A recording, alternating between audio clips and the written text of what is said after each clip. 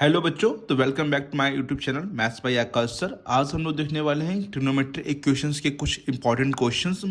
जो कि पहला क्वेश्चन लिखा हुआ है sign theta plus sine three theta plus sign five theta. इसको हम लोग को सॉल्व करना है बच्चों। ये एक ट्रिग्नोमेट्री इक्वेशन है, तो देखते हैं बच्चों किस प्रकार से इसको सॉल्व करते हैं। जब कभी भी आप लोग को ट्रिग्नोमेट्री इक्वेशन दी जाए और इसको सॉल्व करना हो, तो सबसे पहले आप लोग क्या करेंगे, यहाँ पर तीन टर्म्स लिखे हैं, तीनों साइन में लिखे हैं और प्लस में लिखे हैं। तो अब हम लोग क्या करेंगे, सबसे पहले प्लस के टर्म्स को बनाएंगे किस में बच्चों, इनटू के टर्म्स में। तो इसके लिए हम लोग क्या करेंगे, इन दोनों में लगाएंगे formula sine C plus sine D का। Sine C plus sine D का फॉर्मूला क्या होता है, सभी बच्चों को मालूम होना चाहिए। Sine C plus sine D is equal to 2 sine C plus D by 2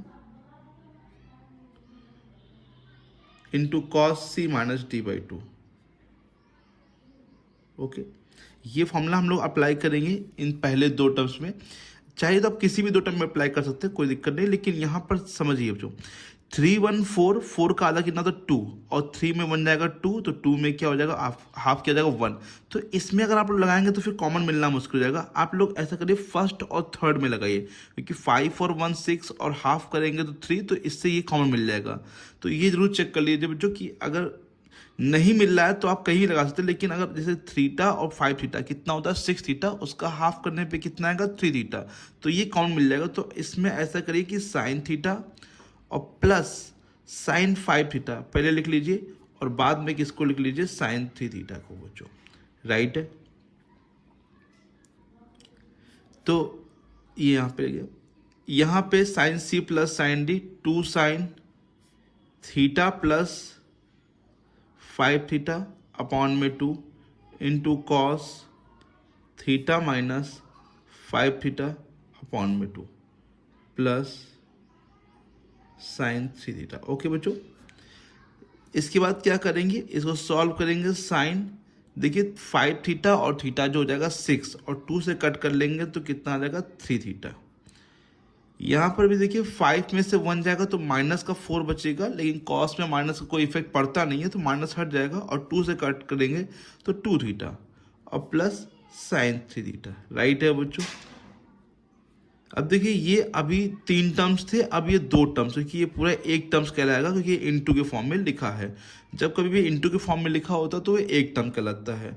अब देखिए साइन 3 थीटा हम लोग यहाँ से क्या कर सकते हैं, कॉमन कर सकते हैं। तो कॉमन कर लेंगे साइन 3 थीटा,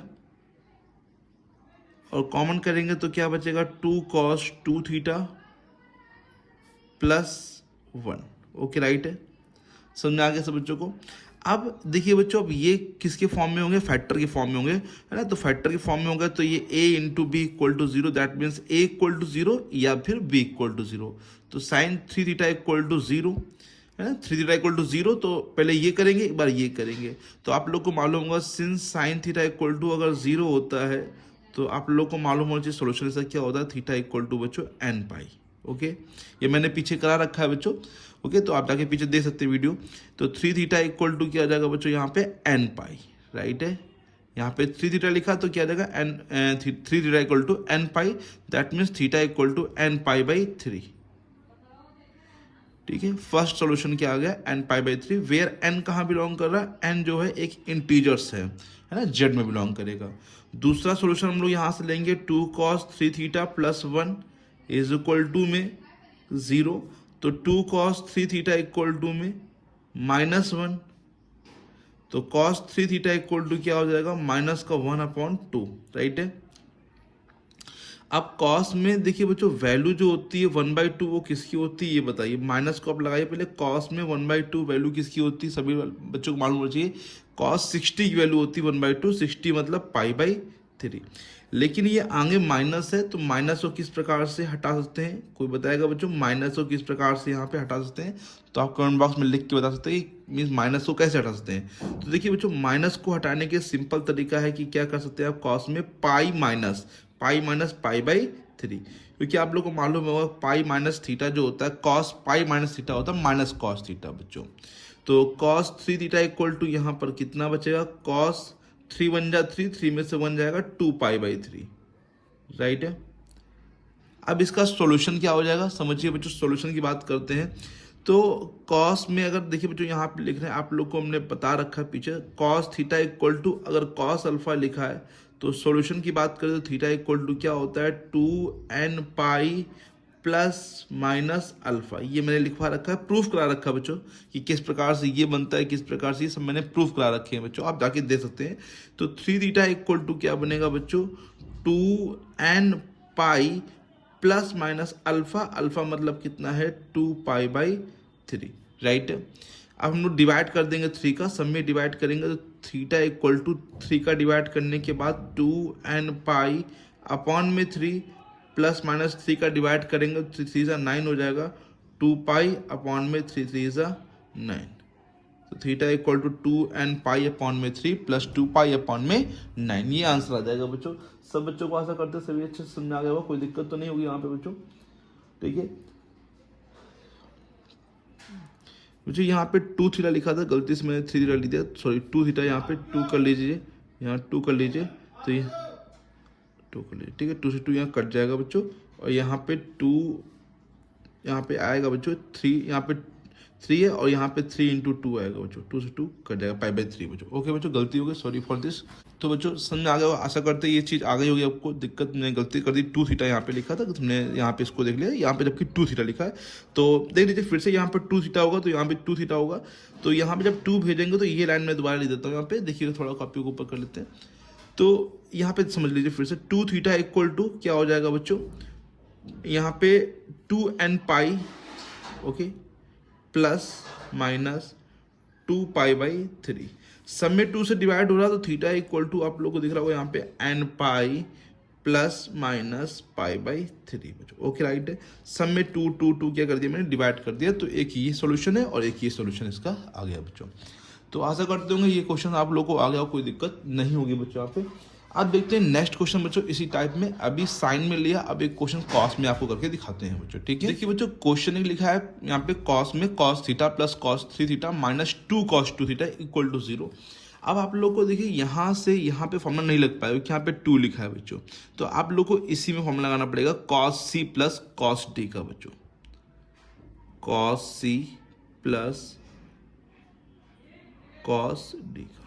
तो formula cos C plus cos D क्या होता है, 2 cos theta plus 3 theta upon में 2 इंटू कॉस थीटा, सॉरी बच्चों यहाँ पे मैंने थीटा में, चलिए लिख दीजिए theta plus 2 cos theta plus 3 theta upon में 2 और cos theta minus 3 theta upon में 2 बच्चों, राइट है। मैंने फॉर्मूला लिखने के चक्कर में ये बच्चों लिख दिया यहाँ पे थीटा और 3 थीटा, तो चलिए कोई बात नहीं, 2 कॉस, समझिए फॉर्मूला क्या होता है, 2 cos A plus B by 2 cos A minus B by 2, theta 3 theta बच्चों कितना जाएगा 4 थीटा, कट करेंगे तो 2 थीटा, 3 थीटा में 1 जाएगा बच्चों, तो 2 थीटा माइनस का बचेगा, बट माइनस का कोई इफेक्ट नहीं पड़ता, तो सिंपल यहाँ पे क्या हो जाएगा थीटा, क्योंकि 2 से 2 कट जाएगा, तो देयरफॉर इसकी जगह क्या आ गया बच्चों 2 cos theta into cos 2 theta into cos theta minus 2 cos 2 theta, right है, इक्वल टू 0। कॉमन कर लेंगे 2 कॉस 2 थीटा, तो क्या बचेगा cos theta minus 1 equal to में 0, 2 कॉस 2 थीटा इक्वल टू में 0, तो 2 कहाँ पहुँच जाएगा बच्चों, नीचे पहुँच जाएगा, 2 थीटा इक्वल टू 0। तो 0 के लिए मैंने बता रखा आप लोग को सोल्यूशन क्या होता है, तो मैं डायरेक्ट लिख रहा हूँ यहाँ पे, सभी लोग को आना चाहिए इसका सोल्यूशन बच्चों, इंपॉर्टेंट है 0 के लिए, 2n plus 1 into pi by 2, 2n plus 1 plus pi by 2, और 2 को नीचे भेजेंगे तो 2n plus 1 into pi by 4, 2 2 जा 4, वेयर n कहाँ बिलोंग कर रहा है बच्चों, n जो है वो जेड में बिलोंग कर रहा है बच्चों, राइट है। दूसरा लेते हैं cos theta minus 1 equal to 0, तो कॉस थीटा इक्वल टू कितना हो जाएगा 1, और कॉस में जो वैल्यू 1 होती है वो आपको मालूम होगी, कॉस 0 की वैल्यू 1 होती है, और इसमें फॉर्मूला क्या हो जाएगा theta equal to 2n pi plus minus alpha, alpha मतलब 0, तो थीटा इक्वल टू क्या जाएगा बच्चों ओनली 2n पाई, राइट है बच्चों। तो पहला सोल्यूशन क्या आ जाएगा 2n plus 1 in bracket pi by 4 and second है 2n पाई, ये दोनों n कहाँ बिलोंग करेंगे बच्चों, z में बिलोंग करेंगे। तो ये 2 क्वेश्चन ट्रिग्नोमेट्री इक्वेशन के थे जो काफ़ी अच्छे क्वेश्चन थे, इंपॉर्टेंट क्वेश्चन है, काफ़ी बार आ चुके हैं बच्चों क्वेश्चन। तो ऐसे सीखने के लिए बच्चों आप प्लीज़ वीडियो को लाइक जरूर करिए बच्चों, चैनल को सब्सक्राइब जरूर करिए बच्चों, और अपने दोस्तों में शेयर जरूर करिए बच्चों। तो मिलते हैं बच्चों नेक्स्ट वीडियो में नए टॉपिक के साथ बच्चों, तब तक की keep learning and thank you so much.